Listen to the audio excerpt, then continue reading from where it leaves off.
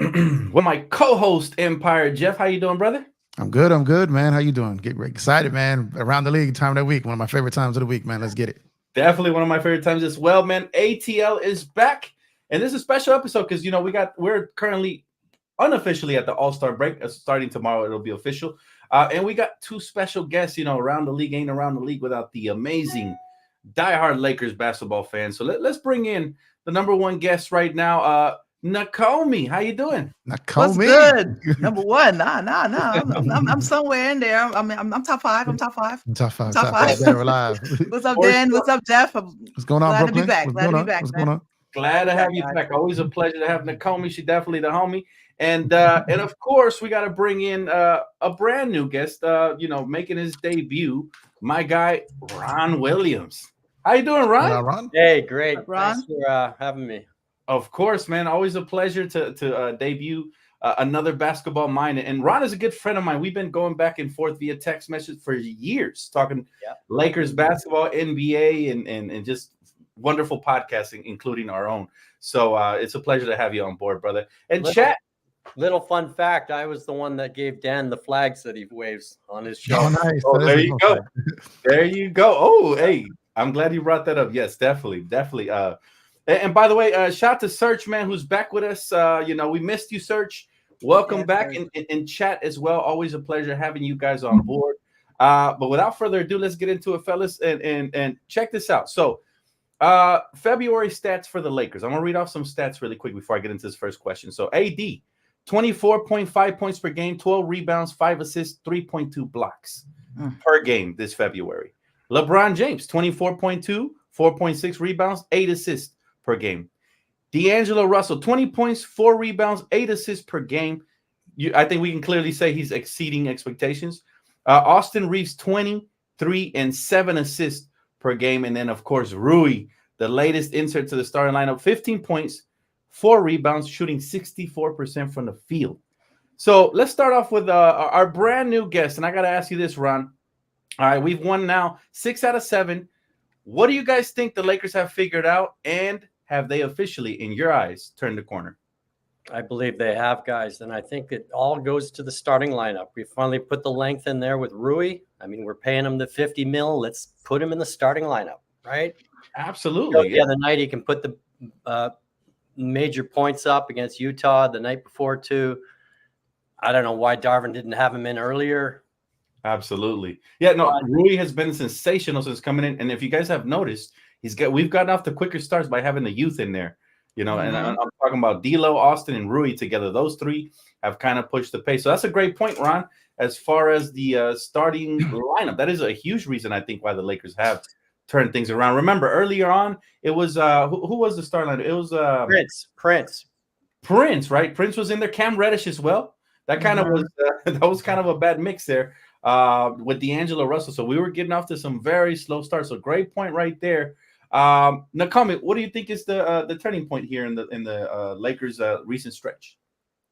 Well, definitely when we finally started to get Rui got back healthy after breaking his, I guess, some of the orbital bone in his face. So he was start and stop.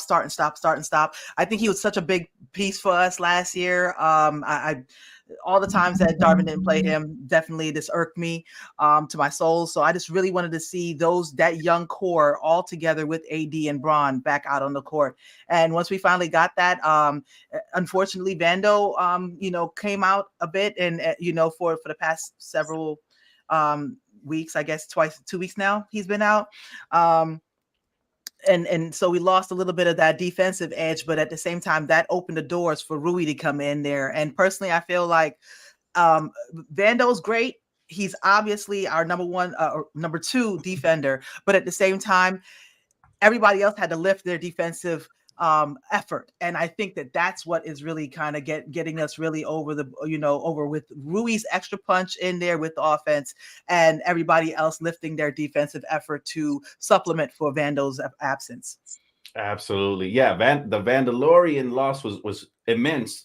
But just plugging in Rui and I think that's what the Lakers roster has so much flexibility that guys have went missing, and somehow we have remain with our head above water because guys can step up, right? So we got the youth, we got obviously D'Angelo's reemergence again the last couple of months, and now Rui starting to play, like Ron said, in his proper role, which I always thought starting lineup because he's young, he'll get you out of the gates early and all that good stuff. Let me ask you this, Jeff. Do you think the Lakers have officially started to turn the corner and they're about to, make their little run post deadline here? I need to see a little more just because this team, we saw a little run like this after they changed their starting lineup after about 9 games when they took Austin out, put Cam in. They went on a defensive run. They started playing well for about 15 games. I want to say we're probably 6 or 7 games into what they are right now. You can make an argument for 10, but you had a couple lopsided ones in there. You had the Denver one. I'll let them off the hook for that one, but that Houston Atlanta one is still in the 10-game stretch, right? So I'll say give 6 or 7 games here. I've seen longer stretches of this, and then they fell off the side of the mountain again. So I'll be comfortable if I see this for about 15 games. I think the turning point, oddly enough, is the same person, but 2 different situations. I think Vando getting healthy, getting in there, getting those other guys' confidence freed up their offense because he could defend and rebound, and then getting hurt, as crazy as it sounds, because now Rui gets all the minutes while he's healthy now, and he's almost forced to start, right? So if you're sitting there, you've got a healthy Vando, if you got a healthy Rui, now they're going back this whole thing. Okay, where are these minutes going to come from? It's going to be Rui spot minutes and Vando probably there at the end for defense. Right now, it's Rui, get out there and cook. Vando's not looking over your shoulder right now. Go get started early. Get on the box early. Get in that paint early. Slay early. Just downhill Rui. And I think it's just completely kind of lit a fire under him. It's gotten him going. And along with that, in the last 2 games at least, of adding another guard there, which was supposed to be Gabe, to apply pressure to this backcourt that if you start slacking, this other guy's here ready to go. So it's just a combination of things. And dare I say, I'm probably going to get blocked by people for this, but dare I say that even Darvin Ham is showing improvement. He's not great. That's a good point. Great. Yeah, not great. As far as his timeouts are still lacking. He's still got some issues, but making the move to move Taurean Prince to the bench and not even float him back in there when other guys are out. So there are some things that he is doing better. Some of the offensive set they're running. The beginning of that Pistons game, you could tell that was a strategy. Like they sought out the paint nonstop. Rui, AD, Braun. That was strategy. Now maybe they're finally listening and they're doing what he's been saying all year, or he finally just said this clipboard is going to be used for other than just a meme, and it's going to be used for something. And those combinations are kind of. But Dan, give me 15 games of this, and I'll feel a lot more confident about them turning a corner. That's fair. That's fair as heck, man. Honestly, I don't think anybody should be confident just now because you never know if when we start up again the second half of or should I say the final stretch of the season, if they kind of come out lackadaisical again, because it is going to be an 8-day period of no basketball, right? We don't know what it looks like when it comes back. But I will say you guys all made very good points. My thing, I think when the Lakers started to switch things around was when we went through some injuries. As a result, D'Angelo also had to, take over more of the ball handling guard duties once he got reinserted into the starting lineup. When he did that and started playing more freely, and credit to him, I criticized him for going on his podcast, but credit to him because he mentioned he wanted to play more with the ball in his hands, and he has made the most of it, right? Now, I got to ask you this, Nakomi. Is this the best stretch we have seen of D'Angelo Russell's career right now? I'd say it is. I think he definitely scored more when he was with Brooklyn. Right. But I think I would say that he's coming into his own due to the fact that he can actually play alongside 2 other people with really big gravity, and not just basically get lost in the sauce and just take whatever they could take. He's actually being aggressive. From the beginning of the year, I said if he could stay aggressive like this, yes, and if the team can continue to share the ball, then we look really good. We look like no one's gonna know where to go, who to guard. So I think that he is. I mean, what is he? 30?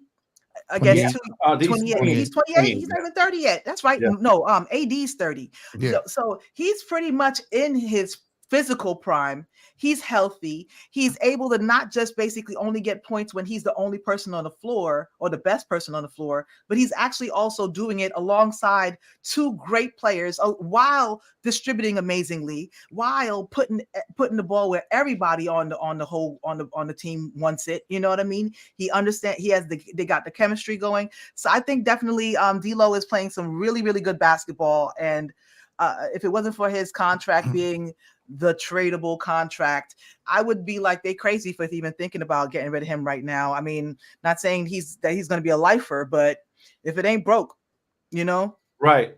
Well, you know what? To your point, D'Angelo's playing like an all-star right now. Can we all agree that, panel? D'Angelo's playing like an all-star. Like I said, 20 points, 8 assists per game is above where I had him. I had him at about 18 this season, right? So, he's playing over my expectations now. And then, him and Austin just look like a very formidable duo in the backcourt, right? A lot of people said it wouldn't work because they don't play much defense. And I got to ask you this, Ron. What do you think of the latest acquisition, Spencer Dinwiddie? How do you feel he's fit so far in this first couple of games? Oh, I like it a lot. He's an LA boy. His parents were there the other night against Detroit. Yeah.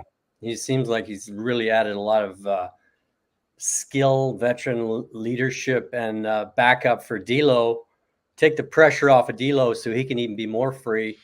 And then, of course, Gabe is a no-show. Like, we don't know when he's going to ever come back, if he does, in fact. So that was a great move. And Rob pulled another one out of his hat at trade deadline, and give him credit because this is a big acquisition heading into the playoffs, because our biggest adversary right now is Denver. We can't get by Denver. They got our number, right? So what are we going to do to beat them? Well, we got to get healthy. One, we got to get everybody on the same page, on a string, as Braun likes to say, defensively.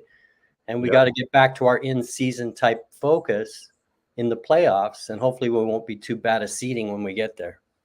Absolutely. And yeah, man, health has been such a key this season. And if we can get it during the final stretch of the season, which we're about to head in after All-Star break, that'll be huge, right? If you notice, historically, the LeBron teams with the Lakers, we've dealt through some injuries throughout the course of the season, but we've been lucky enough to get healthy at the right times, especially in that bubble run, right?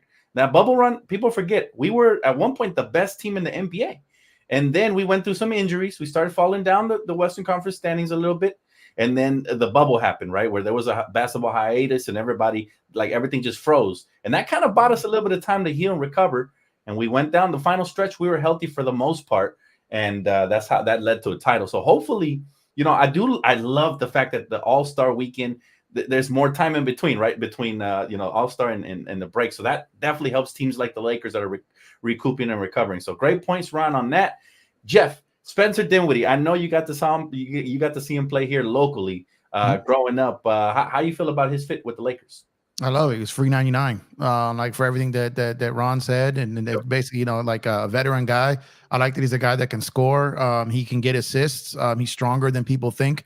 He can defend when he chooses to. So it's I love the fit, and it kind of explains a lot of things have come out in the last couple of days as to why the Lakers stood pat at the trade deadline. I don't know what questions you have, so I'm gonna hold off on diving too deep into that. But a lot of it kind of makes clear now. So I'll start with that. I could talk on that because we're talking about Dinwiddie. Along the process of them talking with Brooklyn, it's no coincidence that the two teams the Lakers were talking with also were involved in a trade for Spencer Dinwiddie, right? Toronto and Brooklyn. So somewhere along the way, Rob Pelinka or Rich Paul got wind that the deal was going to happen and Spence was going to get waived. So they backed out of almost just about every deal there. They had a couple of the deals they could have done, and they basically said, we get it for free and keep all of our assets. So it's kind of basically what happened. They got wind. This deal's about to happen. They knew there was 2 games left for him to play, and there's like $1.5 million bonus. Makes no sense for Toronto to pay that. So he was going to become available. Local kid, basically probably had D'Lo back channel that, basically knew they were going to get him, and basically just lined up from there. So the fact that he's here now, like I said, he can score, he can get assists, he can get rebound when he wants. He's a bigger guard. He's a stronger guard than people think. He can get to the cup with power with either hand. He gets more flushes on people than people think too. Like, he's a really solid player. Like I said, we're going to get to see him maybe catch a body or two, Jeff. Here. Yeah, you will. I'm telling you, you will. He's got a couple already this season. Like I've seen him play for like a long time. He's just a different type of dude. But he is if that's your backup point guard, And then you've got him out there. And if, like Ron says, when Gabe comes back, and when Gabe, even though he's back, can crack a rotation, then you got like an offense and a guy who could compete on defense on your bench, and Gabe who can go over those picks, be a little bit of a dog, and kind of a little bit more the point of attack guy. So now you have that in the starting lineup, and kind of as far as two different styles of play, and you have two different styles of play off the bench, and then you got the young buck and Max Christie. So I like our guard rotation now. It's really solid, isn't that? It's kind of well versed. We got the offensive scoring power, and now we got a little bit of defense mixed in there as well. Like I was telling you guys before we went on the live stream, I was pleasantly surprised with his defense. Like I've watched Spencer Dinwiddie from afar on League Pass here and there, but never really fully paid attention to his full game. And he's already had a couple of steals both games. That he debuted with the Lakers, and he's only going to get better as he gets more comfortable on both ends of the floor. But I like him. I mentioned. Can I add one more point? He also has familiarity with Rui from Washington, so it seems like that almost created some camaraderie that boosted Rui's game a little bit, if I want to say. Yeah, and D'Angelo Russell from the Brooklyn Nets days. Yeah, exactly. I'm hoping it does for Christian Wood because he played with him in Dallas, right? So it's yeah, like I said, that's why he's played with multiple guys on his team already. Yeah. So it's nice when chemistry gets flowing like that, and guys start connecting. Chemistry gets better, and it results into more winning for surely. All right, I got to ask you guys this because Kendrick Perkins kind of made a little bit of waves today. If you guys did watch earlier on Stephen A's podcast, talking about he believes the Lakers have another superstar coming to LA this summer. Most likely via trade, obviously. He calls it a perfect fit next to LeBron and AD. Now I want to ask you guys who you guys think that superstar is that he could be referring to. And I'm going to start with Jeff. Who do you think that is, man? Who do you think that secret superstar that apparently the Lakers are highly interested in could be? You know what's funny is I said this the day of the trade deadline. I said this on my show, so I can't really answer it, like, to be honest, because I'll say this. The Lakers kept their picks. Told you back channeling. The Lakers kept those picks. Yep. They've got their eye on someone, and the Lakers' top two targets are not Trae Young or Donovan Mitchell. They're not. Oh, they're not. Okay. Right? So now I'm not saying that just because the Lakers have their eye on someone or their hopes are for a particular person does not mean it's going to happen. But I will say this, and this is what I can say on it. Who said that today, Dan? That was Kendrick Perkins. Okay. Kendrick Perkins said that today, right? Yeah. What team does he work for? I'm sorry? What team does he work for? He's on ESPN, but he works for a team too. He does pregame, halftime, postgame. Wait, I'm not aware of this. What team is it? Boston Celtics. Oh, really? Yeah, I didn't know that. So if there's a locker room and there's players that Kendrick Perkins has a pulse of and checks into on the regular, there's also a player on that team who's got a very interesting extension coming up this summer. Right. So okay. Now, okay. So we're obviously it's all hearsay for now. It's all pure speculation. We're going off of what Perkins says. Perkins, like I said, even a broken clock can be right, twice a day. So Perkins has been wrong many a times. However, he is well connected. Like my guy Jeff said, he's well connected. I didn't know he worked for the Celtics. I really don't watch the network like that. But I'll tell you, as far as that goes, that's interesting. That's intriguing, Jeff. You kind of made me raise two eyebrows there. Nakomi, do you have any guesses of who this player could be potentially? He made me raise about three eyebrows. If I had a third one to raise, I would have raised it just now. I think I know who you're talking about, Jeff. But at the same time, I'm not completely sure. At the same time, if I were to pick anybody, honestly, I would have probably picked Trae Young. I'm not great at this. I'm not like Dan Stradamus. I usually get when I kind of think stuff, when I think stuff like that, I don't usually I need to see it before I could say, okay, yeah. But as far as, and I was kind of looking through the different who's available in a couple of years or who's going to be, expiring contracts and stuff like that. So I was like, I could see, I think I'd rather Donovan Mitchell than Trae Young. I think I could kind of go back and forth with that.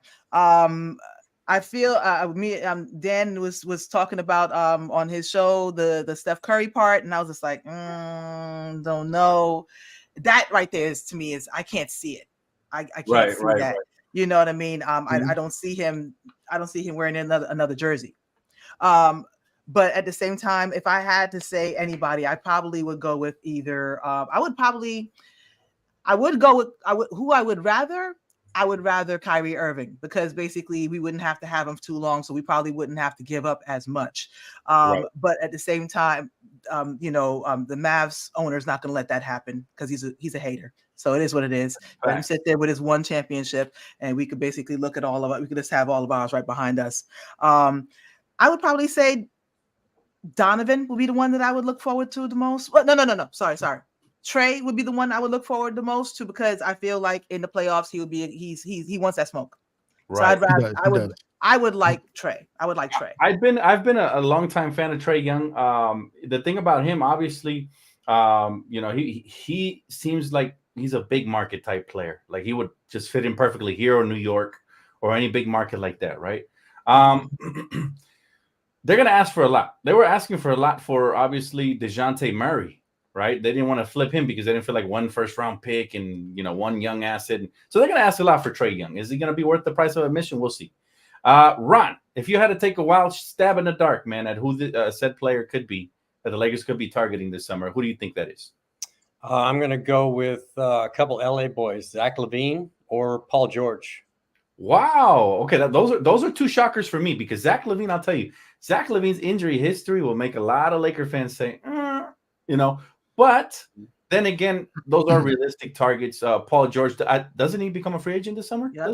And he has in 05, I think. Yeah, strangely, he didn't sign the same deal that Kawhi was offered. So. I see. Okay. Wow. Okay. My guy Ron definitely thinking outside the box. Those are two names I didn't even have in my stratosphere, let alone up here in my noggin. So Clutch Client, don't forget Clutch Client for LaVine. That's right. You're absolutely right about that. Now, I will say this, though. He did mention the word superstar. I'm not sure I see either of those two at this point of their careers as superstars. Paul George is probably closer to that than LaVine. But, when I think of superstars, the reason I brought up my theory that Nakomi was, talking about today was because I look at the dire situation that Golden State is going through. They don't have many draft picks left. They don't have too many assets they can flip and go get themselves another Captain Save-A-Ho type star. They can come in there and rescue their legacy. So I actually think that their time is up. Like, I really do. And usually when a franchise's time is up, you look at somebody like Curry and the work he has put in for the Warriors. I think they're probably going to deem that, hey, wherever you want to go, we will respect as long as we get a mega haul for you in return, right? So I look around the NBA. Obviously, you got the Knicks. I mean, Curry to the Knicks would be insane, even though they have Brunson there already. I don't think they'd ever not try to acquire Curry on the Knicks, right? Even at his age. And then you got the Lakers. I think those are the two teams that outside, because like Nakomi said, I always saw Curry as a lifer there with Golden State as well. However, if there was two teams that I think could get their hands on him, it would be the Lakers and the Knicks, in my opinion. And so that's why but this is definitely a reach. It's definitely a way outside the box. And the only reason I brought that up is because they had conversation for LeBron, right? They opened up dialogue, meaning they involved Clutch and LeBron in the decision of if he wanted to play with Curry in Golden State. Yeah. But if you guys go ahead. My bad, Jeff. No, Jeff, Dan. I want to say big head, so it's no, I will say this. I was really thinking about it from when you were talking about it. I was just like, man, when you were talking about it, I was just like, you know what? That makes sense. Number one, because Perk, I don't really believe a lot of stuff that Perk said, but Perk sounded real confident with that statement. He sounded kind of confident with that statement. And I'm just like, come on, don't be saying something confident like that and then have it come back around on you like you didn't know what the hell you were talking about, or else nobody don't want to hear what you got to say ever again, Perk. You know what I mean? Nobody want to say what you So I was just like, okay, he talking big stuff like he know what he talking about. And with that being said, and like you said, superstar, there's maybe two of them in the league. I mean, people that I would put in that level, and I'd like to believe, I mean, maybe it might be hyperbole that he's trying to boost it up. Oh yeah, they could be just a star, but he's saying superstar. Right. You know what I mean? I mean, you could say that Curry and Braun are mega stars or whatever you want to say. That's what I call them. That's the next tier now. They've watered down superstars. Exactly. Superstar. Everybody who, somebody who made the All-Star game 3 times is a superstar. You know what I mean? So, but so with that being said, I definitely say that there's a lot of validity to your argument, Dan. So, and I didn't mean to basically jump all over your answer. It just I was trying to run through people that I was thinking about, and yours came up in my mind too. No, definitely. There's not too many superstars in our minds, right? Can we agree with that panel? There's not a lot of superstars out there in basketball. There's maybe like 5 to 7 max. There's a lot of sort of stars, but not superstars. Why don't we all count them right now? There's Jokic, there's Giannis, okay, there's Embiid. Okay, I'll give you that when he's healthy.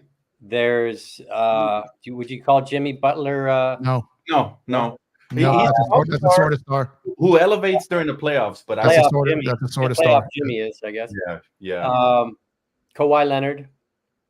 He's on the door. He's on the fringe. Yeah, he is. I don't give it to him. To me, it's like I'm a title contender because I'm in the building, I'm here. But Kawhi, I don't think Kawhi's ever been a superstar. Jeff, the Clippers have had the #1 record since the beginning of December in the NBA, and he's the #1 reason why. And he's playing most of the games like he hasn't before. He's in MVP conversations, so he's definitely a superstar. And then who else do we have? It's 4. Definitely LeBron and AD. And then to counter what you just said, Ron, I will say this: your best, availability, your best ability is your availability, is what they say, right? And this guy's rarely available. I mean, SGA's. I mean, OKC is a top guy. I don't got SGA as a superstar. You know what I mean? He's the main reason. So I don't have AD as a superstar either. I don't think he's a superstar. When AD is on, he's a superstar. Like when he was on the end season, like when he locks out as the best defensive player in the year, like he can when he's focused. Yeah, he's a superstar. But again, like you said, Dan, availability is it's big time. Yeah. It's big time. But he's been available this year pretty well. Yeah, I think those 2 years after the bubble championship where he got hurt back to back really kind of messed up his trajectory. I think that AD would have been if he would have gave us the last 3 years like he's giving us right now, he'd be a superstar. Yeah, Kawhi too. Yeah. Like if Kawhi, because the way Kawhi was playing 2021, so 2019 Kawhi might have been.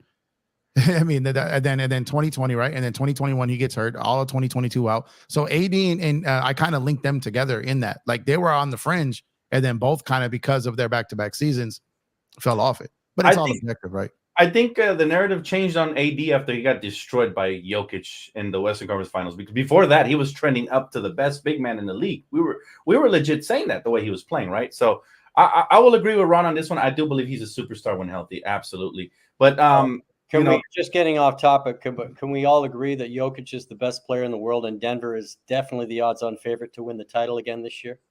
I disagree there, Ron.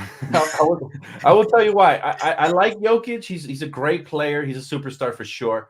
I believe they were just a product of convenience last season. Like there was a lot of things that could have went wrong for them that went right, and vice versa. There was a lot of things that could have went right for some teams that went wrong towards the end. That kind of propelled them to that. I'd have to see it again to believe that they're the best team.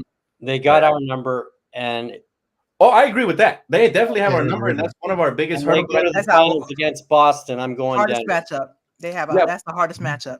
I think the best team, and I hate to say it, but I called it on Around the League when before the season started is the Boston Celtics. I hate to say it, and I know they've been struggling lately a little bit with some teams that are not playing a lot of defense. That's before the All-Star break. They're going to turn up after All-Star break. I think the acquisition of Porzingis on top of the experience that Tatum and Brown have and the role players they have, I think they are probably the team to beat in the East. And in the West, it's a wild card. To be honest, the way the Timberwolves, the Thunder have been playing, I still don't take them as serious, legit contenders, but they're scary to face in the first or second round of the playoffs. And then obviously you got Denver there. The Lakers, I believe, are going to come on strong here in the second, the final third of the season. But there is is there like a true clear-cut best team in the West right now? I don't see it. In the East, I see Boston right now.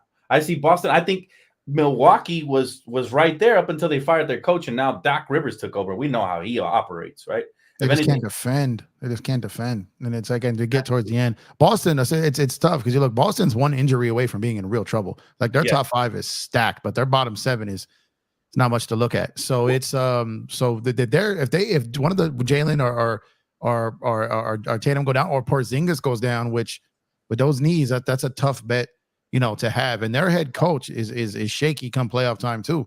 So it's like they've got holes there. Their starting five is next level. That's just brutal. Anyone that has to face that the first 6-7 minutes of a first quarter, third quarter, and then the end of a game, and with Derek White coming off there, like that is a tough first 5 or 6. Where Milwaukee's deeper, but their first 5 or 6 aren't as well, good. remember, yes, depth matters for sure, but in the playoffs, rotations get shortened, so I think they're going to shine through because of this. Because it's, they still have guys like I forgot his name, little point guard, their backup, Pritchard.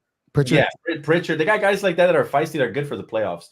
But I'll say the only reason I feel like Boston is legit because I don't see a number 2. I mean, New York can rise in the Eastern Conference. Who else will be there? Cleveland is starting to. I'm not buying all the way in on it, but the way they defend, the way they can defend, they could be all world defensively. Okay, so let's do this. Give me your favorite to come out of the East and your dark horse, and same for the West. Let's start with Ron. Who's your favorite to come out of the West and East? Boston, and the dark horse is Milwaukee because of the Doc Rivers and the Patrick Beverley additions. And again, I'm just going to jump ahead a little bit, but if we got Denver and Boston, I'm going Denver in the finals. Wow. Okay. My guy's a believer of Denver. I like it. Definitely a championship DNA, baby. Yeah, I mean, they are the defending champions, so you definitely give them the respect, right? So that Jokic Murray pick and roll, it just is unstoppable. It's brutal. Yeah. We'll see if they allow him to play in the playoffs defense. If not, then you might be right. If they don't allow him to play defense like they did last year, then you might be absolutely right. Okay, so those are 2 good picks. Now, let me ask you, Nakomi, who do you like West and East favorites and dark horses? I'm gonna have to. I guess you would have to put Boston as the favorite. Their starting 5 is ridiculous. And then you got to worry about Porzingis. It's you got all that going on, and then you got to worry about Porzingis. But dark horse, I agree with Ron that Milwaukee is that dark horse. To have Doc sniff the chip again, and to have Giannis sniff the chip again, and Dame finally get there, and Patrick Beverley finally get there, and that the rest of that team, pretty much that most of that whole core from the last Milwaukee championship is still there, right. And they're going to be there. So they're going to. I honestly, call me crazy. I'm going to basically go with Milwaukee over Boston. Maybe I'm just a homer. For the I hope you're right. Lakers. I think that would be awesome. Yeah. And then I'm writing a movie script. I'm gonna have Denver versus Lakers again in the championship. For the West Coast championship, with Denver being the favorite. Because I mean, everybody loses games. I mean, so it's up and down basically, but I think that Denver would be just right there in the middle to but at the same time, I feel like the Lakers are going to be, doing some things and making that punch. I mean, you got King James, you always got a chance. And call me crazy, I'm going to basically pick us to go over Denver. We got it. Why? Because I believe it. I believe it. Right.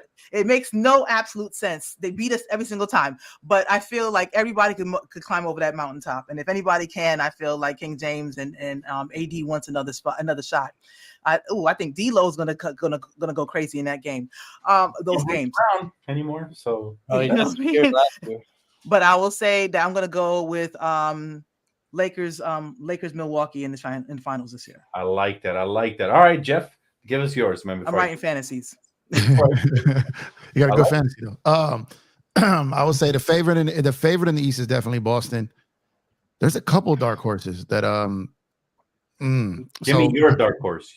So I feel like the team that should have the tattoo dark horse is the Miami Heat, because they always in the playoffs they can beat Milwaukee and they can beat Boston easily, and every time I pick against them, they embarrass me. So like they make me look stupid. So I don't want to fall for that again. But I look at their team and I can't see it. But then the playoffs come and all of a sudden that team beats people. So I'm gonna come a different approach for a sleeper, if healthy. For a sleeper right now, I don't think this team has any chance to win a championship, but I think they could go on a run, and that's the Knicks. Oh, you took my pick. Damn, I was hoping. That's the Knicks. Only because those guys, OG was a major part of why Toronto gave Boston all those fits. Now he's a Knick. Yep. All those pieces they got there. Brunson is going to give Holiday fits. I know he's a very good defender. But and then you've got some guys that can get out, and Thibodeau, I think, will try to figure a way to bug Porzingis out there. So a lot of things have to go right. But like I said, I'm gonna go with New York slightly over Miami because Miami is just the prototypical dark horse. It's in their DNA. Mm-hmm. But I really like all the moves the Knicks have made with their roster this season, before the trade deadline, at the trade deadline. And they still haven't looked complete yet. They still haven't looked complete. We still got to see how Julius looks when he comes back. Obviously, OG has been injured as of recently, but he's going to have all this All-Star break to regain it.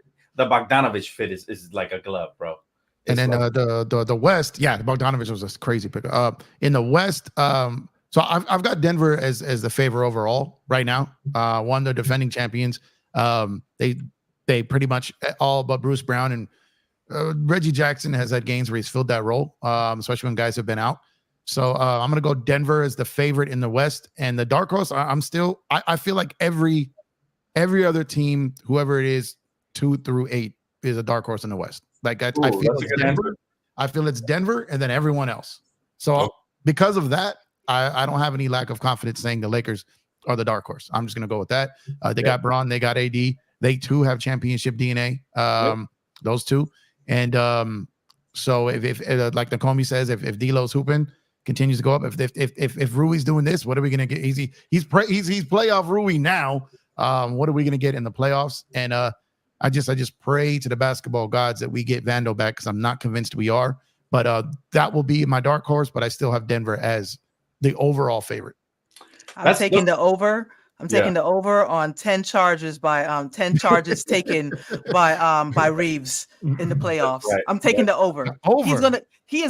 We haven't seen much of that this year. Man, I haven't seen a lot of that. He's gone more to the trying to pull to draw fouls rather than draw fouls through offensive fouls, basically. But I love he made a quote last year, and I put it up on my wall at work. It said, "Win." It just basically said nothing else matters, just win. He's a winning player. He is a winning player. He is. And a lot of people discredit him there, but he's sensational. Now, I'll give you guys my picks really quick.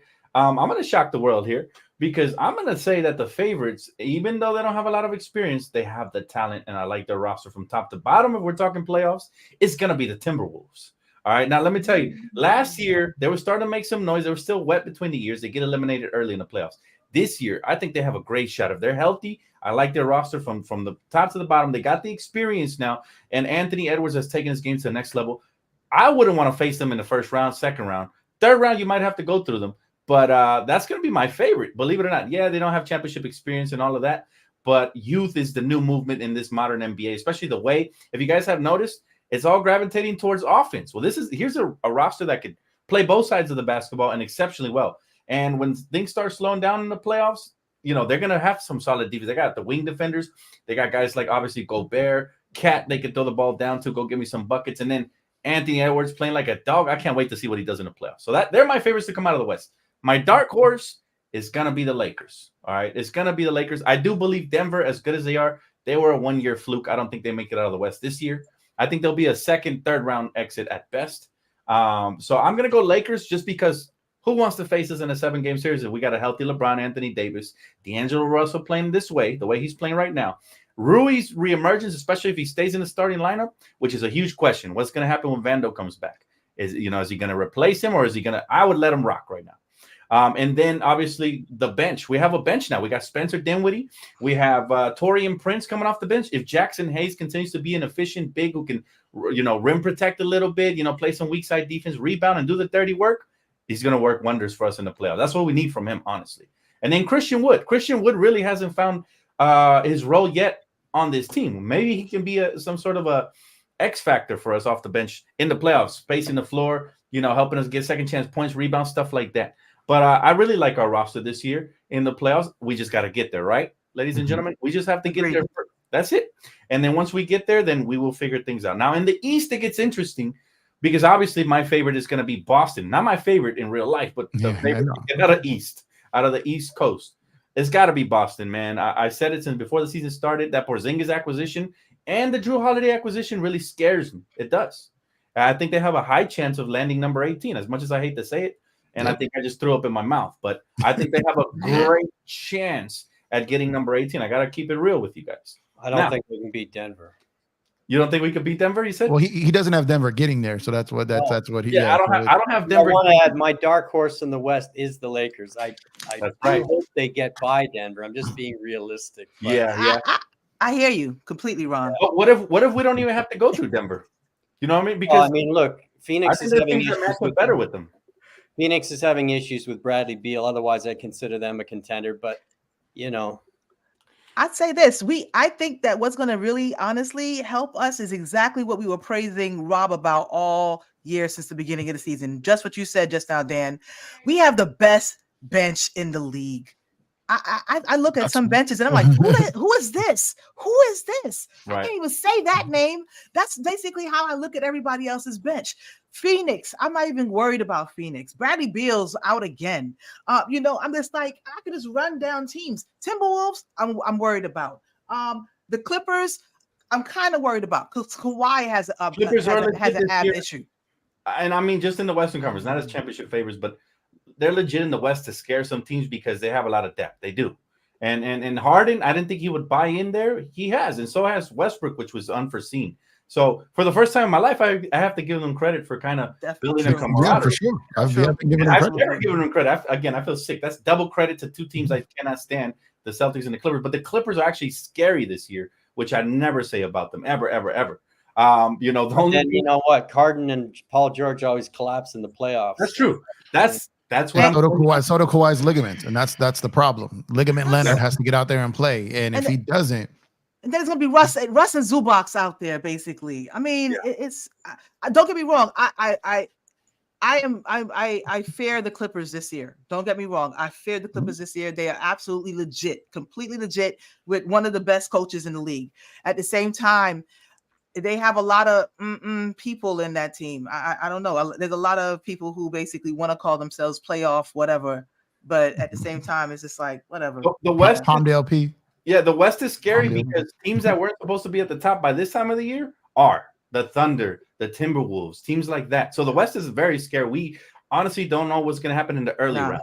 There could be surprises all across the board. I don't remember whose podcast. I think it was Gilbert Arenas' podcast, who said that if the Lakers and the Warriors get into the playoffs, they could easily upset a top 2 seed, right? Yes. So like last year. Last year.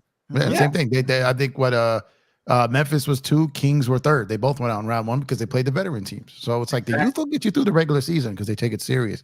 But you guys get guys who've been down that path before, all the way to the mountaintop, and those games get tight, man. You're looking over the other side, and you got Steph, Clay, Dre, or Braun, AD.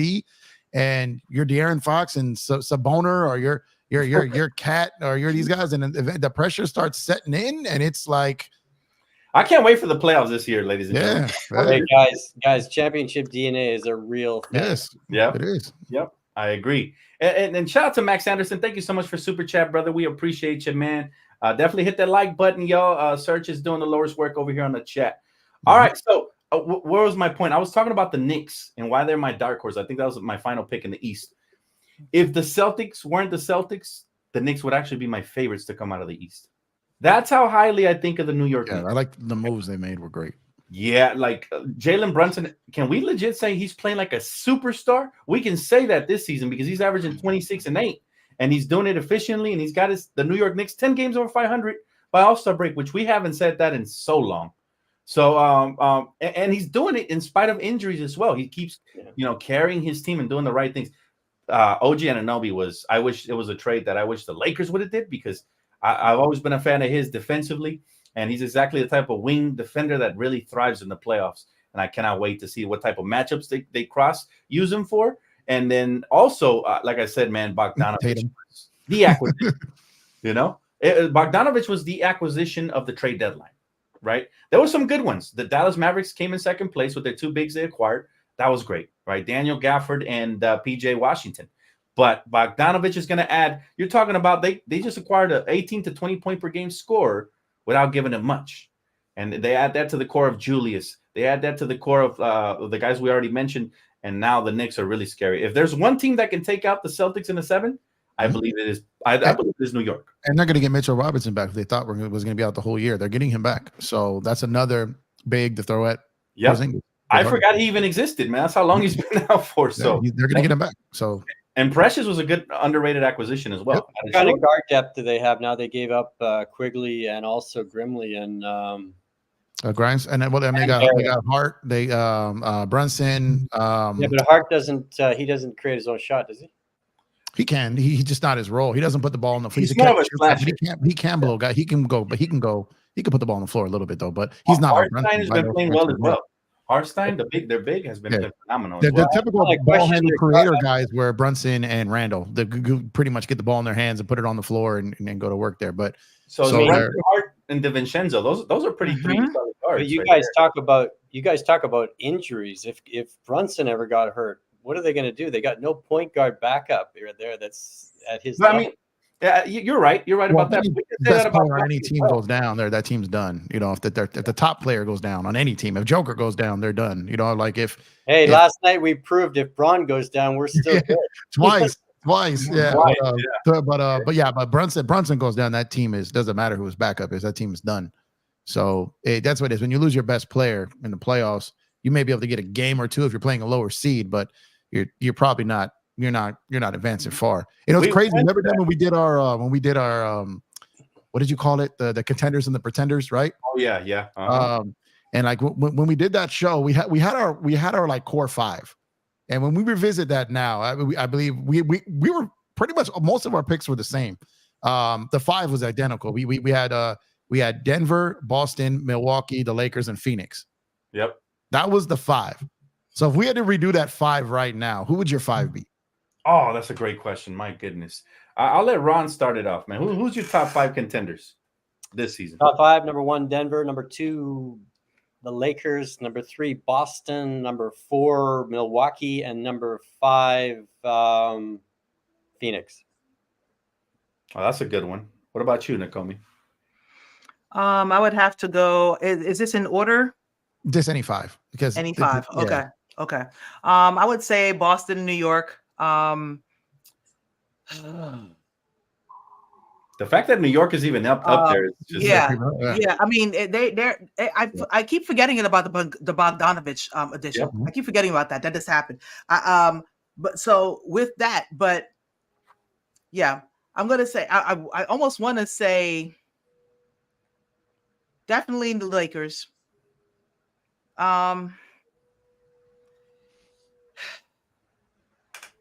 The Nuggets.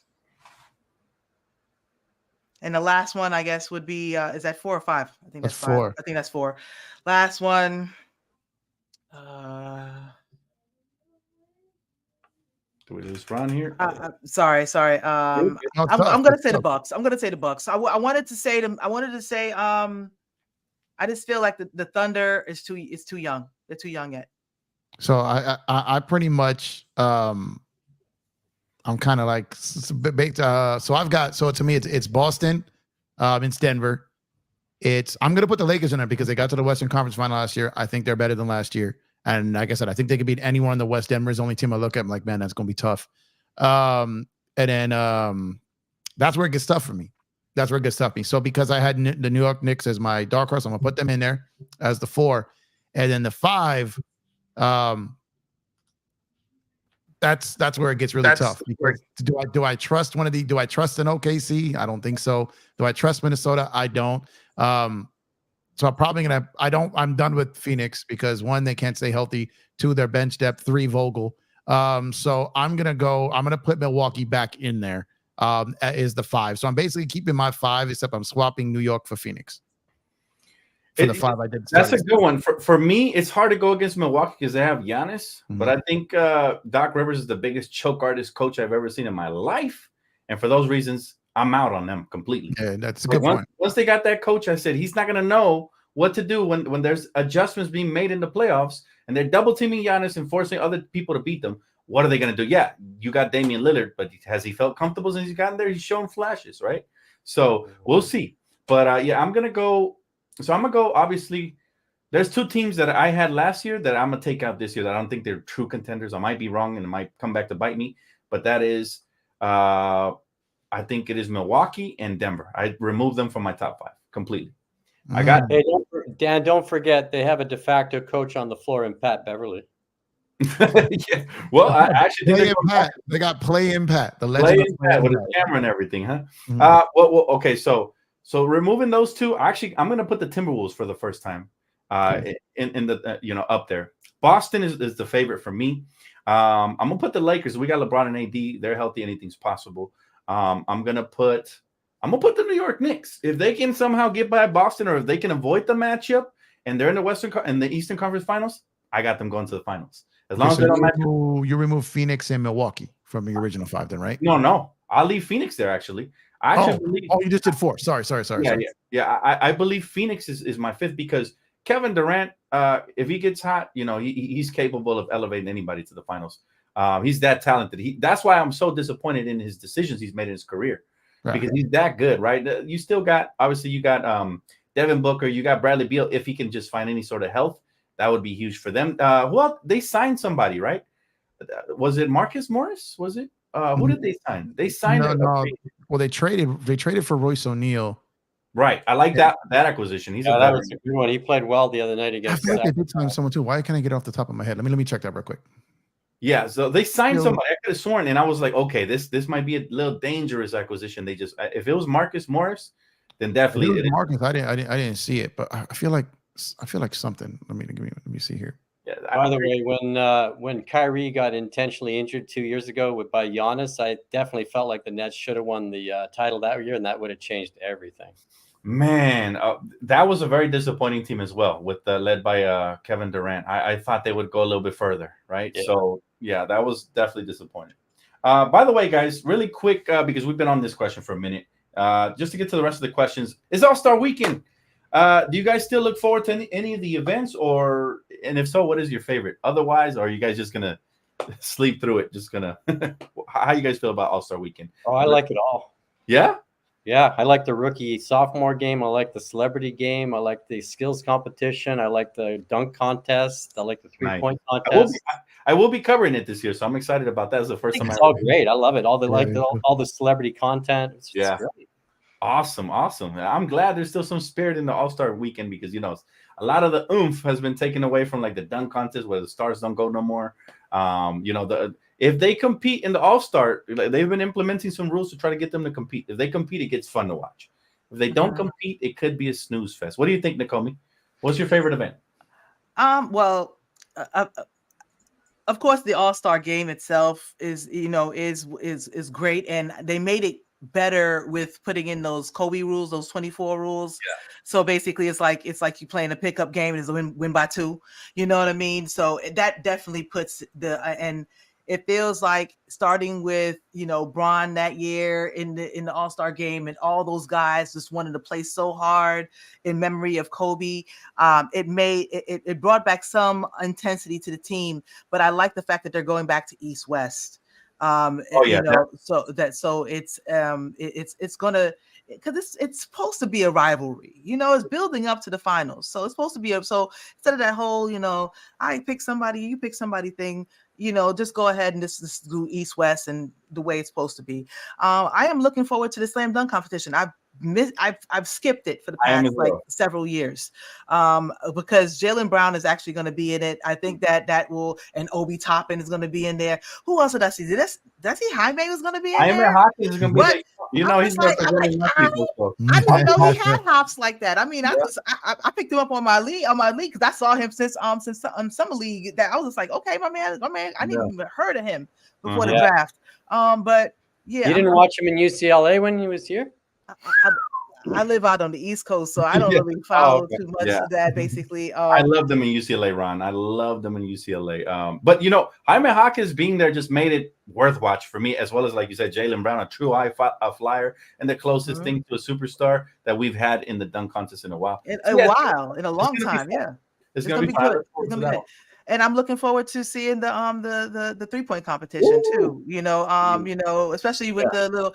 So are they going to have the regular 3-point competition, and they're going to have an additional competition of Caitlin versus No, not Caitlin. I'm sorry, Sabrina. Sabrina versus Curry. I think that's gonna be dope. I think that would be dope.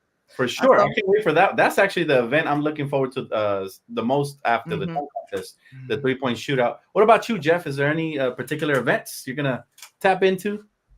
I like them all this year. And like I said, they went back to the rivalry format. You know, it's Bad Boy versus Death Row again. That's what I love. So we're getting that version of it. We're getting, like I said, some names in the dunk contest, names in the 3-point shootout, the Curry. I'm excited about the weekend. I always watch it. I find myself, especially the All-Star game, complaining about it usually because it's just when you kind of just, okay, I'm not going to look at this like a basketball game. It's just going to be kind of cool to see all these stars on the same court at the same time. I'm excited to see what that interactive court looks like. You know, the nerd in me is going to be excited about that. Yeah. So like, so just a bunch of different things. I really salute the league to what they've done this season, from player participation to the play-in, to getting the All-Star teams, at least like right now. Obviously, it was did I say playing in-season tournament? My brain can't compute for some reason. And then the play-in tournament, like so many different things that just keep the fans so involved. All these other activities has pretty much made the trade deadline one of the boringest parts of the season. Whoever saw something like that coming, right? Because we have all these other things that teams look forward to, and it kind of lessens that. So definitely excited, you know. So I'm excited to see it this weekend. Excited to watch your coverage of it. So definitely excited to see what this weekend. I don't love the celebrity one. I'll watch it, but outside of that, everything else, I'm here for it this year for sure. How about they raise the stakes and say the winner of the game gets home court in the finals? That's what they need to do. Goodness, they tried that in baseball. They did that in baseball, and it was like, then it's like two guys get hurt and you got to do an injury replacement. A whole conference is like facing the finals on the road because of it. You know, like baseball went away from it too, because they just got to figure out a way to make it like just money. It's what it's got to be. Just do it for money, because that's what it is. It once was, the best sporting event where you got the best superstars going at each other at all, on the same court. It once was my favorite. Like I remember growing up watching the All-Star game as a kid. It was nothing like it. T-Mac, Carter, Kobe Bryant, a young LeBron James. I mean, it was exciting, and they would actually guard each other. And I even loved it when Shaq got traded away, and then Kobe picked them up full court in the All-Star game. It was like, come on, man, these storylines write it themselves. But for me, All-Star Weekend is fun. I even like the Celebrity Challenge because these guys, you just see the difference between regular people and hoopers, and it's pretty fun just to make fun and watch. So yeah, I can't wait for the whole event. The only one I rarely watch is the Rookie Sophomore Challenge, just because it used to be Rookie Sophomore. Now what is it? It's like international versus NBA or something. Now it's Rising Stars, right? Yeah, so like the Rising Stars one. Yeah, I used to like it when it was rookies versus. Yeah, because then if you had a guy on your team that didn't necessarily have a standout rookie year, or he was good as a rookie but missed the rookie team, then he'll next year he'll probably be on the Frost off one. Like you get a second chance at it, right? So that too gets other teams involved. But that's kind of the thing. I wish it was more like that still. The Euro guy, like the foreign ones, is cool. I think that's great for the global game. Yeah. But I miss the old format of that one. I do. Yeah. Hey, Jeff, I got a question for you. What is the rule with home court advantage in the finals? I'm not clear on that. The rule? The finals. How do they determine who gets the home court? Is it based on record during the regular? Overall? Yeah, it'll be overall record. So conference obviously gets. Sorry about that. Best record in the NBA gets best remaining record in the NBA. So let's say whoever finishes number 1 in the West loses, but the second seed in the West still has a better record than whoever comes out of the East. Then they still have home court advantage. So you don't have to finish. It's not just because you finish first. You know what I mean? Then it goes. So it's like you could have finished third, but the team that's in the finals is 8th on the other side. Now that doesn't always matter, because where they are seated doesn't necessarily mean record. So it's going to be your overall record. But couldn't you argue that the Western Conference is a tougher conference, and that's you can, but they won't. They don't look at it like that, unfortunately. I think it's the best way with record, because when it was division and all this, it was kind of confusing, for the fans to really see who was going to be. And thank God they went away from the 2-3-2. Yeah, the 2-3-2 I hated too, because if that road team got one win on the road in the first 2 games, the pressure of that team to get one in the other team's building. So that's fine. If you go up 2-0, you could have came back 3-2, right? And that team only has to get one more in your building. So it's like it wasn't fair to the home team at that point. They were trying to limit travel, the East Coast or West Coast, but travel was so different back then. Now these dudes are chilling in the air in hotels, right? So everything's better. 1-1-1. Yeah. Everything has gotten easier and better. I love the fact they got rid of division titles and all of that, you know, and just made it just West. So yeah, everything's better. All right, I got a quick question for you guys though. The Orlando Magic recently hung Shaq's jersey from the rafters, so congratulations to Shaq. Yeah, let me get it. Hold on. There you go, big Diesel. It's about time. It's about time. But however, there was a public debate whether Dwight Howard should have been up there as well, or even before Shaq. Definitely, he should be up there. I mean, yeah, he might as well be. Anthony Hardaway should be up there too. Yeah. I mean, he should have been up there. Should have been up there before Shaq, and he should definitely be up. The Shaq should have been up there. But they both should be up there. I agree with Nakomi. Anthony Hardaway should be up there too. What's up with these front office falling asleep on records and stuff like that? Because it's ridiculous. Like these are the players that were actually stars for your team and elevated. Yeah, built your franchise. Yeah, built the franchise, built it. So like, what about Denver giving Jokic Carmelo? That one hurt. Number. That one hurt me. Like, why would you do that? That's so like that. That's a big red flag for me. Like if I'm a free agent, right, and I'm thinking of making history. And why would I go to your franchise if you're might give away my number if I ever get traded or anything? You know what I mean? So these should be major factors for free agents that are looking to go play. Plus, why do you want to play in Denver anyways? But you know, many different things should factor into that. And for reference, Dwight Howard, you know, had 3 Defensive Player of the Year awards, and Shaq had none in Orlando, right? Neither won a championship there, but Dwight had 6 All-NBA teams, and Shaq only had 4 in Orlando. And also, Dwight had 6 NBA All-Star appearances to Shaq's 4, and still no Dwight in the rafters. Yeah, so he just played there longer. Both made one final appearance too, so they're equal. Yeah. I mean, Dwight on his longevity of staying there. He requested a trade, right? So that's part of it. Shaq left in free agency, so they still both left them. So if you're going to be sour over one of them, you'd argue they should probably be more mad at Shaq, because who knows what that franchise would be like had he stayed. Right. It seems like when you force a trade, it creates a real stain on your legacy, and they try to pay you back by not giving you the But Shaq left and they got nothing. You know what I mean? I think the term, and I agree with you 100%. But I'm saying their train of thought that organization has been weird for a very long time. Let's just leave it at that. But they both belong up there. Like I said, Penny Hardaway. There's probably a couple. There's probably some other players, like at some point, because you don't have a bunch of them up there, right? Like T-Mac, right? T-Mac. I was like, T-Mac was there, yeah. Like you got T-Mac up there. Obviously, like Grant Hill's was a Hall of Fame talent. It might at some point, just on his playing Detroit alone. Does that point, like, are you Miami that you're just going to if a guy makes a Hall of Fame and he played for your team, you're just going to retire the jersey? That's the point. That's the point. It's a recruiting pitch for players. It's like, look at all the jerseys hanging from the rafters. Would you like to be next up there? You know, versus when you go to a Clipper game and you see nothing, right? So it's like it's you. This is the same debate I have with certain Laker fans, a certain group of demographic of Laker fans that says the Lakers should not retire LeBron or AD or like, are you crazy? The more you have out there, it's why they are, because of what you're saying. Yeah, you're crazy. Exactly. So yeah, I'll never comprehend it. And lastly. You know, we recently seen Klay Thompson disgruntled and benched late in games and as well as last game, matter of fact, where he went 4 for 14 shooting or something like that from the field. Now there's a clip going viral where he refuses to give Steph Curry a high five, right? Do you guys think there's something to that? Maybe Klay Thompson going to another team this summer or like I said, my ultimate theory. Do you guys think there's something to the Warriors breaking up soon or nothing to it? Based on what's going on this season. I'll start with Ron. Go ahead, Ron. Say that again, Dan. Do you think there's anything to the Warriors breaking up potentially starting this summer, or do you think they're going to remain and retire together, the trilogy of Draymond, Klay Thompson, and Curry? I think they're going to retire together. They're going to give Klay a 4-year deal like they did Draymond. You think so? Yeah.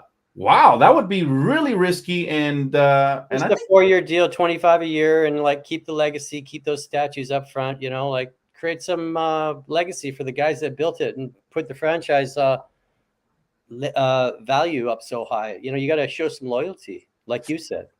Yeah, but I just, you know what, man, And he can play off the bench like Russell's doing Westbrook. I mean, he can come. He doesn't mind 25 million a year though. It's a stretch, man. He should be happy with 15 to 20 the way he's playing.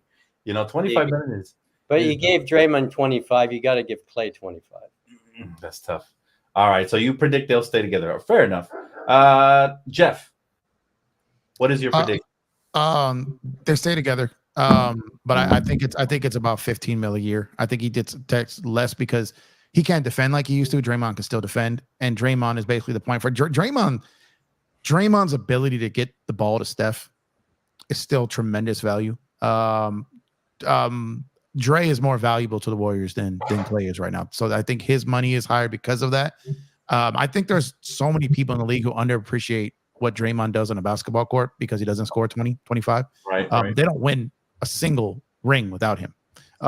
True. So Clay, I think they come back, and there's a lot of reasons why I believe that, but I think he comes back. I think it's less than Draymond. I think he's about 15 per for the reasons I mentioned, and just for the simple fact is one that they still sell out. Like that team has a ton of money that they're spending, but they make a ton of money, so they're not messing with that model. And then if you got Clay, who knows, you can't move it later, whatever. But I think for the reason, I think they're trying to take a page out of the Laker book and taking care of their dynasty players, because in their heart of hearts, they want to build another one and they want that next guy to look at them.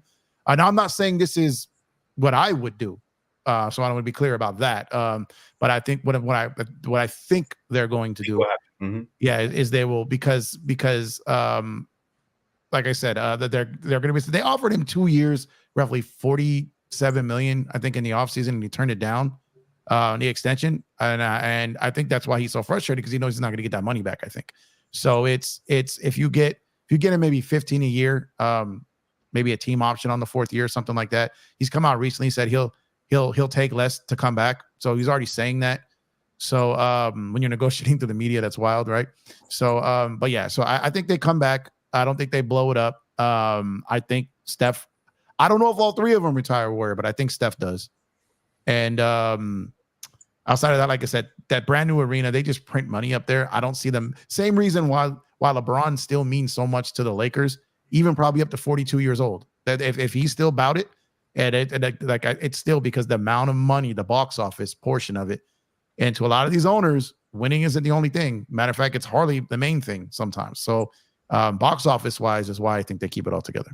Yeah, and I'm going to add to that, Jeff, that's why the Lakers are definitely going to get Bronny in next season to keep LeBron there. Very possible. They'll figure it out. Trust me. They'll figure out how to get Bronny. Well, that leads into what Marcus Gutierrez is asking here. Thanks so much for Super Chat, bro. He said, how much stock do you put in LeBron going to a team that Bronny is drafted to? And anybody can go, man. Whoever wants it. I'm going to start on this one and say, look, Rob Pelinka was at the first game at USC on Bronny came back from his heart condition. And he's eyeing to get him in there. Even if we had to give up Max Christie, he's coming. And we're getting Bronny somehow or another. And LeBron's staying here, and it's going to be a whole lot of fun seeing Griffey and Griffey Jr. on the floor. I don't see ourselves as a legacy franchise. I think the Lakers already told LeBron during this trade deadline, listen, we operate how we see fit. If your son Bronny falls into a 2-way contract, we'll take him. If he does not, and you want to go, then go. That's what I personally think the Lakers should do. I don't think they will. Like, you guys are right. Maybe they look to appease LeBron, and like you said, if they have to trade Max Christie, I'm gonna be upset, because this isn't the LeBrons. We're the Lakers. We should operate in whatever is in our best interest moving forward. I know a lot of player fans would love to have LeBron and Bronny, but what has Bronny really shown? Hey, Dan, just like Thanasis in Milwaukee. I don't like that. Milwaukee ain't winning a chip without Giannis. That's at his peak, though. LA ain't winning a chip without LeBron. I think they'd put LeBron's puppy on the floor if they got him at 27. You know what I mean? Like, you know what I mean? But Bron at 39, which is like, Bron is going to do what Brady did. He's going to 45 the way he's at. No, he could. Easy. He's not gonna leave until that scoring record is as far as it was for Kareem when Kareem basically left it. People thought that it was impossible. That's where LeBron's gonna leave it. Guys, how about this notion? both his boys on the floor at the same time with him. Yeah, it's possible. And so I'll touch on this next. Possible, but should it be done? No. So what I'm saying, it's possible, but it on the floor, and then have all the ball boys G-League, on the other team. Bron does a rehab assignment in the G League. like my thing is this. I believe the Lakers will try. I think they will try to make him happy. I think they will try, as they've done with everything. But I think the Lakers have reached a point with LeBron that if it's too expensive, they're not going to do it. So if Rob can get one of his boys to draft him, to take him off the market, so someone else doesn't draft him and hold him for ransom over the Lakers, like I could totally see the Clippers trying to snatch him up. I could totally see Dallas trying to snatch him up. So if Rob can get one of his partners, because believe it or not, like he has a lot more people around the league that he actually rocks with than not. That's a false narrative. But outside of that, I think people are forgetting the second part of this story. People are holding on to the first narrative, but they're not holding on to the second one. This was the first time. Like everyone's convinced that Bron's going to the Knicks. The same thing happened when the All-Star game was in Cleveland a couple years ago. Same thing happened. He's going back to the Cavs. He's not going to extend. He's over it. Pushing P, capital P, all the stuff he was saying, right? Then he extends, right? Oh, if they don't make a trade, he's going to the Knicks. He's going to the Knicks. He's going to the Knicks, right? So we've been here. We've done this before. The first part of it, he said that it was his dream to go wherever Bronny is. That's the first thing he said. Then he walked that back a couple months later. No one's covering this part of it. He walked it back and said, whoa, I just meant to be on the same floor, even if he's on another team. Maybe that's my dream, but doesn't mean that it's his. Maybe Bronny doesn't want to be on a team with his father, right? Let me ask you this. Do you think he walked it back because the Lakers flexed their muscle and said, listen, you might have gotten away with murder in Cleveland. You didn't get away with it in Miami. And you damn sure ain't getting away with it with the Lakers. Look, at the end of the day, we got to get our soul back, guys. At some point, we have to operate like a franchise that cares about the franchise moving forward. Ain't no way in hell we should take Bronny with a first-round pick. He hasn't proven first-round pick numbers yet. He looks like he needs to stay a couple years in college and continue to develop, because maybe it could be because of his heart condition. You know, I'm not saying that he sucks or anything, but we haven't seen enough of a sample size where we could truly say he's a top 30 pick in the NBA. Yeah, as of right now, he's nothing. I don't even know if he's a second-round pick yet. I do know he's not. He's not. And I think I'd like to believe in my fantasy world. I mean, yes, LeBron is a very, very, imposing figure. And I'm sure, not saying he's any type of harassing way in his family, but I'm sure that if he says something, they will take his lead. But I'd like to believe that Bronny at least might have said, hey, Dad, I actually feel like I might want to stay here and get as much as I can out of this. I'd like to believe that Bronny has been around the league enough to know there's levels to this shit. You know what I mean? And to authentically be able to grade yourself. Hey, Shaq's kids had to grade themselves. Jordan's kids had to grade themselves sooner or later to realize there's levels to this. And I mean, I could push for it and try to maybe, push as best as I can, but there's going to be sooner or later. He's gotten as far as he can. He has to take himself the rest of the way. And I'd like to believe that he went to his dad and said that. And I didn't know that he walked that back, Jeff. I'm glad you told me that, because I'm not exactly sure I'd like to believe that he would have done it. Yeah, but that makes more sense. That might have been a strategic move to make the price a little less for getting him later. Now, that's a good point. And I was just thinking that right now. What if LeBron is a mastermind, right? He's a genius. He's a basketball savant. So what if LeBron told Bronny not to go his hardest for USC because we're going to get you on the Lakers? That could have happened. What if because Bronny showed a lot of potential in high school, but when I tune in to watch him play for USC, he looks like a shell of what he showed. He might be tanking it to get to the Lakers. So if that happens, what if the Lakers could have a top 30 pick undrafted or in the second round? Right? You never know. So I'm not going to discard Bronny because you guys know I'm a huge fan of young talent. However, I want the Lakers to operate from a position of power, not a position of treating LeBron as if he was 27-year-old Bron in his prime. Right? And they have been since the offseason. Yeah. They have been since the offseason. They did it again at the trade deadline. And I think they'll do it again. The key word, what I said was, I think they will try to do something within reason, because like I said, you brought up Shaq's kid, right? They didn't draft him, but they brought him in. They let him play summer league. They let him play preseason. Like I could see, so the Lakers do Like, but Shaq also was basically saying, look, you're either good enough or you're not. I'm not making calls around the league for you. You need to earn this. Like, he doesn't give his kids anything. He makes them earn everything, which I respect that, you know? So it's like whereas, but it could be also Bronny, like, look, Dad, when you're done with this league, I don't want to be punished for, you know, all like, what if some guy you got traded 3 times because of GM somewhere? What if like maybe Bronny really does want to come out, and like Nakomi says, like, if he's measuring himself, does he want to go? If he goes into the league, he's going to get embarrassed right now. Embarrassed. Is that what he wants to happen? Yeah, like I said, he might be. People will gladly embarrass Bronny. Gladly. That's what I'm saying. But the tanking thing, I don't buy, because why would LeBron purposely tell his kid to tank? Well, not just to go to the league, like they're competitors. Jeff, I'll tell you this: LeBron James is going to buy an NBA team. It's probably going to be the Las Vegas team. I'm pretty sure they're going to make that happen. When he has that type of power, he can do whatever he wants. Meanwhile, then the Lakers, you know, they're going to operate I believe, from a position of power. Now, this is guys. Let's just keep it really 100. No Bron, no Chip. All right, period. Oh, we know that 100%. That's absolutely true, but that has nothing to do with Bronny. Well, if Bronny is the main force in next season, we need Bronny. So let's get him. The thing is, the main force in next season is $52 million. Yeah, I think people need to remember that. Yeah, I dare him to opt out of that and go find anywhere near that money elsewhere. I dare him. I mean, he probably could get it. Where? 50 mil? Nowhere that matters. Whoever, if he can get it elsewhere, then why not take a pay cut to help the Lakers stay competitive? That's the point.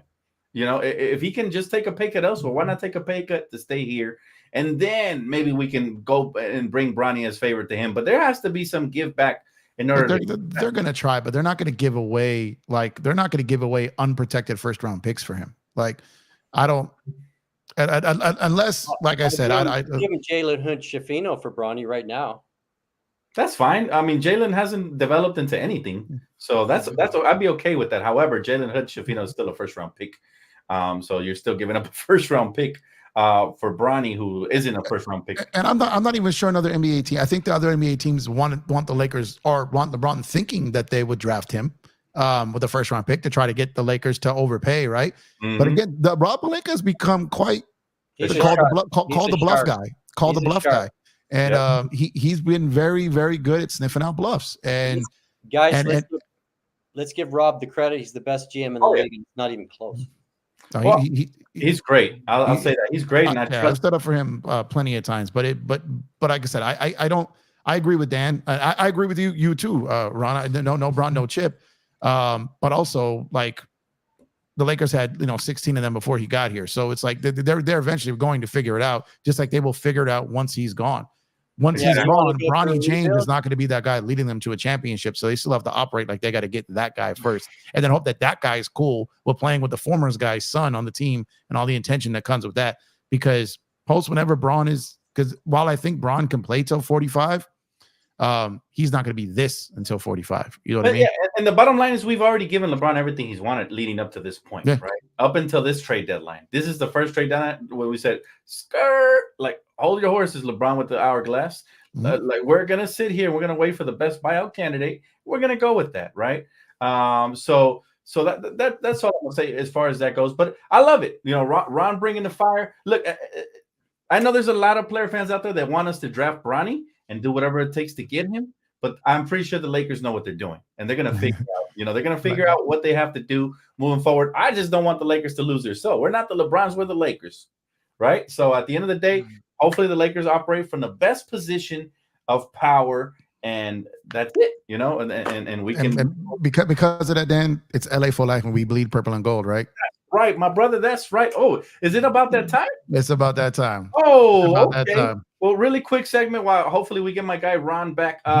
So yeah, man, if y'all want to pledge your loyalty, obviously you guys, we're all diehard Laker fans in this chat and beyond this chat. So listen, man, we want to celebrate with Court Kings, purple and gold till the end of time. Pledge your loyalty with this banger right here. LA Lakers for life. You see the skeleton, man. Even after he's deceased, this guy is still holding up. Yes. Yes. Yo, that one's tough, son. That one's tough. I'm gonna get that one for real. Oh, you think that one's tough? Wait till you see this one, Nakomi, because check this out. We bleed purple and gold on this side, Now fam. that one gets the. All right. Yeah. So it's There it is. 2024. We're bringing the I'm fire. getting Shout out to the graphic god, Chris, because Shout out to you, Chris. if you bleed purple and gold, this is definitely the T-shirt for you. And I'm telling you, man, purple and gold mohawk. That looks so dope. Yep.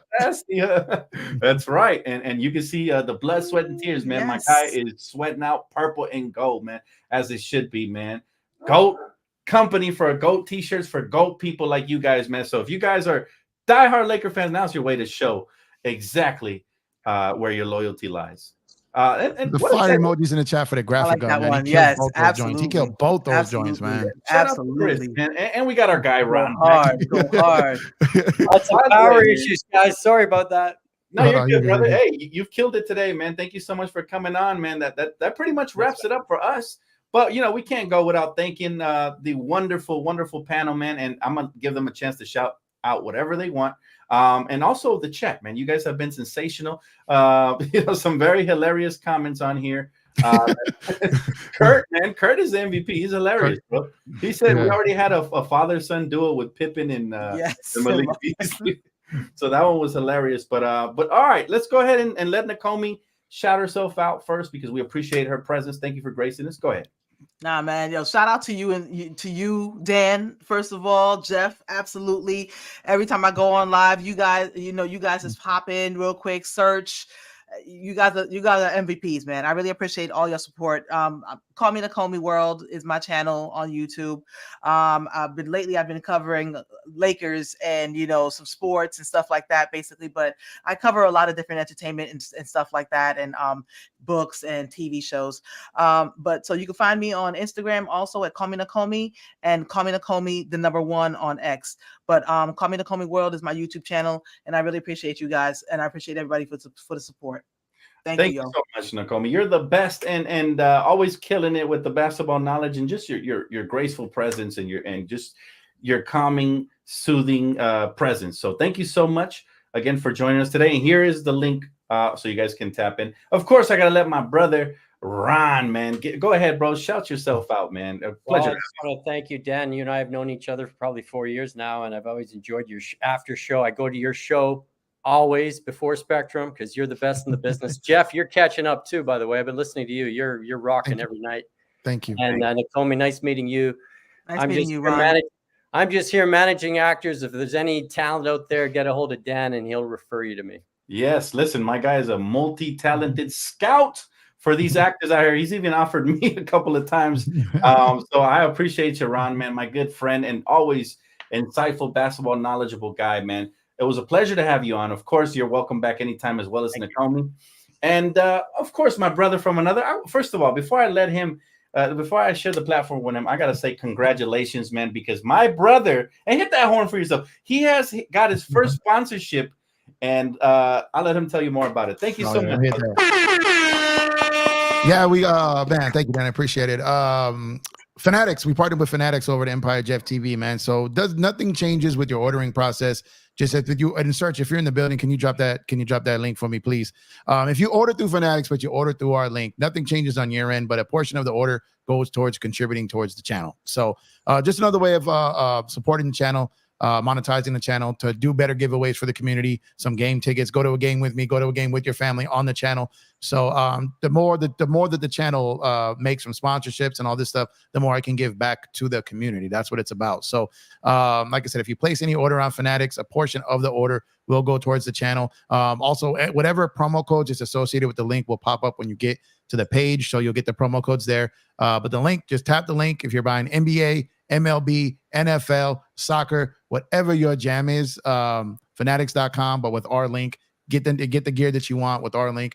Get what you like, take care of our channel, and would greatly, greatly appreciate it, man. And thank you, Dan, because I wasn't even going to mention that. I forgot about it, actually. So appreciate you, man. Appreciate you. Man, congratulations, bro. Very proud of you. And like my guy Ron says, man, you're definitely moving on up in the sports world, and you just keep killing it. So I'm proud of you, bro. And thank you, man. Out that DTLF tree, man. You know what it is, man. So it's all you, man. It's all you. Hey, listen, guys. Thank you guys again very, very much. It was a pleasure. Another classic episode of Around the League. And we're going to be here for you guys hopefully next week if everything goes according to plan. But thank you guys again. Chat, best chat in the world. Search, We salute you, my friend. Thank you for always posting the links and all that good stuff. Hopefully you guys have a great All-Star weekend and enjoy the rest of your day. All right. Take it easy, everybody. I better see you guys in Have the a good one, chat, guys. unless you're from Portland, because we want to see you over there. So. Yes, go sub to Nakomi. Appreciate you, please. Thank